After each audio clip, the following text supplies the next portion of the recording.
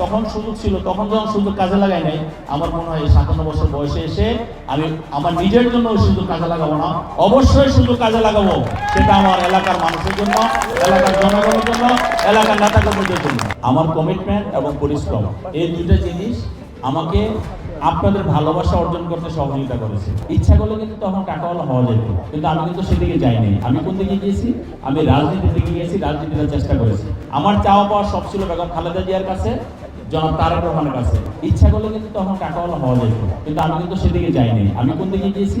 আমি রাজনীতির দিকে গিয়েছি, রাজনীতির চেষ্টা করেছি। আমার চাওয়া পাওয়া সব ছিল বেগম খালেদা জিয়ার কাছে, জনাব তারেক রহমানের কাছে। আমি একটা মধ্যবিত্ত ঘরের সন্তান, আমার ফ্যামিলির কেউ রাজনীতি করে না, আমার কিন্তু কোনো অর্থবিত্ত নাই, আমি কিন্তু কোনো জমিদার ঘরের সন্তান নই। আমার এই জায়গায়, আমি যে জায়গায় দাঁড়িয়ে কথা বলতেছি আর যে অবস্থান নিয়ে কথা বলতেছি, আমার এই অবস্থান হওয়ারও কথা না। কারণ বাংলাদেশের প্রিভিয়াস যদি আপনি দেখেন, যার ফ্যামিলিতে রাজনীতি করে, যারা জমিদার প্রচুর অর্থবিত্ত আছে, তারা রাজনীতিতে এই সমস্ত জায়গাগুলো আসে, তাই না? এটা তো আপনাদের পূর্ব অভিজ্ঞতা। আমার এই সমস্ত কিছুই নাই। আমি একটা মধ্যবিত্ত ঘরের সন্তান, আমার বাবা সরকারি চাকরি করতেন, আমি সেভাবে চলাফেরা করি। তবে হ্যাঁ, আল্লাহ রাব্বুল আলামিন আমাকে একটু সুযোগ দিয়েছে কি, আমি দলের প্রতি কমিটেড, দলটাকে মনোযোগ দিয়ে করি।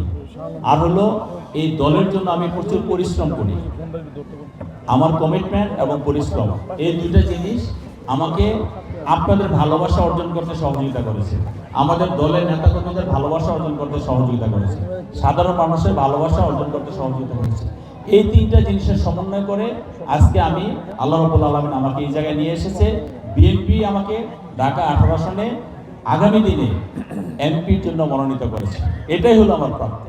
গত 17 বছর এই ফ্যাসিস্ট খুনি স্বৈরাচারী শেখ হাসিনা বাংলাদেশের নির্বাচনী ব্যবস্থাপনাকে